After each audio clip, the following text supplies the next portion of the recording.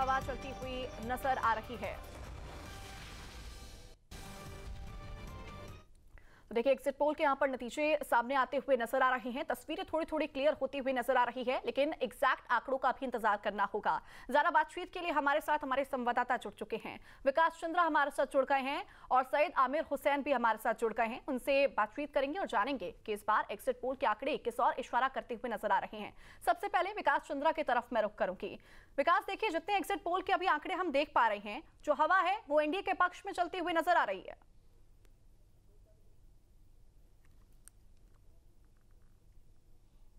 देखिए, चुनाव के दरमियान भी एनडीए की हवा दिखाई दे रही थी। जब पहले चरण का मतदान हुआ उसके बाद भी दिखाई दिया, दूसरे चरण के दरमियान भी दिखाई दिया। अब ये डिपेंड करता है कि जो एग्जिट पोल हुए हैं उसका सैंपल साइज क्या है और वो सैंपल कहाँ से लिए गए हैं, उसके अपने तरीके होते हैं। लेकिन जो मेरा अपना अनुभव रहा है और जो मैं समझ पाया हूँ वो मैं आपको बताता हूँ कि आप देखें 2020 के चुनाव के समीकरण को देखें और 2025 के चुनावी समीकरण को देखें तो आप देखें जो 20 में था उसमें बहुत ज़्यादा बदलाव 25 में नहीं, क्योंकि जो जातीय समीकरण उस वक्त था वो जातीय समीकरण इस बार भी दिखाई दिया गया। क्योंकि कोई भी ऐसी जाति या जाति समूह नहीं था जो एनडीए का साथ छोड़ दिया हो और आरजेडी के पाले में चला गया हो और जिससे उनका सीधे तौर पर उनका लाभ उनको मिल रहा हो। क्योंकि चाहे कोई भी दलील दी जाए, चुनाव में चाहे जितने भी मुद्दे बने हों, एजेंडे उठे हों, सारी पार्टियों ने जो जातीय समीकरण के हिसाब से उम्मीदवार चुनावी मैदान में उतारे थे और जिन लोगों को वोट देना है उन लोगों ने भी अपने जाति को देख करके वोट दिया या जातीय समीकरण को देख करके वोट दिया।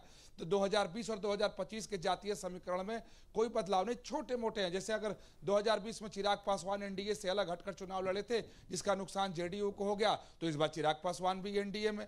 अगर वीआईपी पार्टी की बात की जाए तो वो एक इधर से उधर गए हैं, जो बहुत ही कम है, 2.5% वोट का मामला है।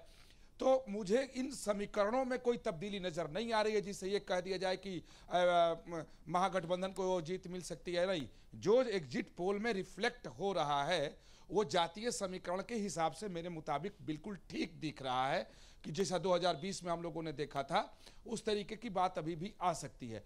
और उसके बाद देखें कि जो एक दूसरा फैक्टर जो नजर आ रहा है कि इस तरीके का जो एग्जिट पोल सामने है उसकी वजह है कि जो महिला वोटर है इस बार बहुत मुखर थी।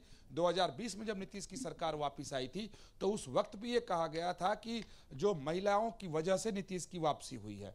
और इस बार जो पेंशन योजना या फिर 10,000 रुपया या अन्य जो सामाजिक सुरक्षा के लिए नीतीश कुमार के द्वारा जो कदम उठाए गए हैं तो उसका सीधा असर महिलाओं पर दिखा। किसी भी जाति और समाज की महिलाएं हों, पुरुष उस समाज के भले ही अपनी राजनीति के हिसाब से गए हों, लेकिन महिलाओं ने अपना वोट अपने हिसाब से किया है, यानी नीतीश के खाते में जाते हुए वो दिखाई दे रहा है। तो इस हिसाब से भी पलड़ा नीतीश कुमार यानी एनडीए का भारी दिख रहा है। तो जो जितने भी एग्जिट पोल हैं उसमें जो कुछ भी सामने दिखाई दे रहा है, जो रिफ्लेक्ट कर रहा है और जो ग्राउंड जीरो पर दिखाई दे रहा है उसमें बहुत हद तक वो मेल खाता है। क्योंकि सबसे महत्वपूर्ण है, चाहे जो भी कह लिया जाए, वो है जातीय समीकरण और जाति के आधार पर डलने वाले वोट। और वो उसी तरीके से दिखाई दिए जिस तरीके से पिछली बार थे। अगर पिछली बार कोई कार्बन करके कॉपी करके अगर पेस्ट कर दिया जाए तो फिर भी नीतीश कुमार की वापसी हो रही है, इसमें कहीं कोई संदेह दिखाई नहीं दे रहा है। लेकिन निश्चित तौर पर आपने यहाँ पर जातीय समीकरण का जिक्र किया और उसके साथ महिला मतदाताओं का भी आपने यहाँ पर जिक्र किया। जहाँ भक्ति है हर शब्द में, कथाओं में छुपे हैं दिव्य रहस्य और ज्योतिष देता है जीवन को दिशा। धर्म से जुड़ी हर बातों को जानने के लिए हमारे चैनल स्तुति को सब्सक्राइब करें। चैनल पर जाने के लिए इस लिंक पर क्लिक करें।